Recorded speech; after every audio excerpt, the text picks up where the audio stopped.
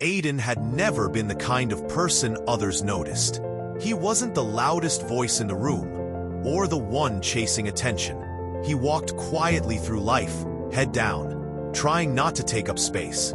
To his classmates, he was forgettable. To his family, he was a disappointment.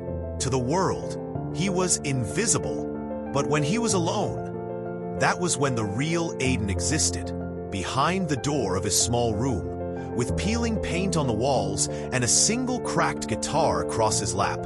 His world transformed. He would strum the same chords over and over until his fingers ached, chasing sounds that seemed to carry pieces of his soul. He scribbled words into a battered notebook, the pages crumpled and smudged with ink, filled with songs no one had ever heard.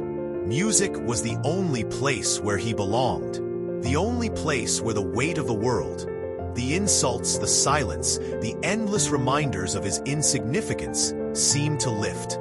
Yet nobody believed in him. His father would shake his head whenever he caught him playing. "You'll never survive on music," he'd say. "Get a real job. Stop dreaming." The words cut deeper than he ever admitted. At school, classmates teased him for being different, calling him strange, mocking the notebook he carried everywhere. Even his closest friends never really listened. They told him to grow up, to let go of childish fantasies. And sometimes, late at night, Aiden almost believed them. There were nights he sat on the edge of his bed, guitar untouched beside him, staring at his hands and wondering if they were meant for anything at all. Maybe the world was right. Maybe his songs didn't matter. Maybe he didn't matter. But then he would play, and the moment his voice filled the room, the doubt faded. For those few minutes, he was free. One evening, his best friend begged him to come to an open mic at a local cafe. "Just one song," his friend insisted. "You've got to let people hear you." Aiden refused at first. The thought of standing under a spotlight made his chest tighten. "No one cares about my songs," he muttered. But his friend wouldn't let go. "You don't see yourself, Aiden." "But I do. They need to hear you." And so, reluctantly, with his guitar slung over his shoulder and fear crawling through his veins, he went. The cafe was small and warm, the air filled with the scent of roasted coffee beans and faint cigarette smoke. People talked over each other, their laughter blending with the clinking of cups. The stage was nothing more than a wooden stool and a microphone under a dim yellow light. Aiden sat in the back, gripping his guitar, his palms slick with sweat. Every performer before him looked so confident, even if their voices shook. When his name was called, his heart nearly stopped. He wanted to run, to disappear, but his friend's voice cut through the panic. "Go. This is your moment." And so he walked. The room barely noticed when he sat down. People kept chatting, scrolling on their phones, sipping from their mugs. To them, he was just another forgettable name on the list. His hands trembled as he strummed the first chord.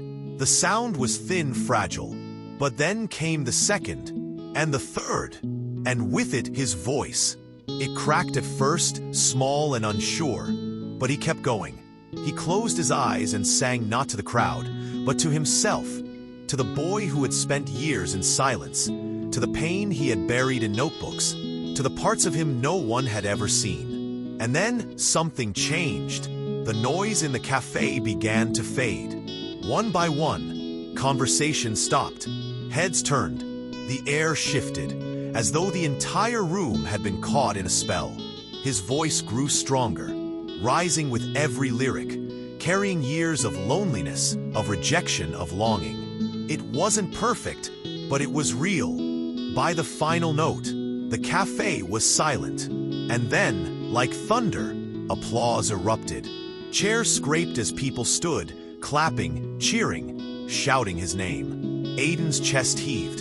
His eyes stung with tears he refused to let fall. For the first time in his life, he felt seen, truly seen. But what he didn't know was that in the back of the cafe, someone had been recording. A stranger with a phone, captivated by the rawness of his performance. That night, while Aiden sat in his room replaying the moment in his head, that shaky video began to spread. At first, just a few likes, a few shares, then hundreds, then thousands. By morning, it had reached millions. And as Aiden lay in bed, staring at the glow of his phone, his world quietly shifted. The boy who had lived in shadows was suddenly in the light. But was he ready for what that light would reveal? Like, share, subscribe, and turn on notification bell to get notified when part 2 drops. See you soon!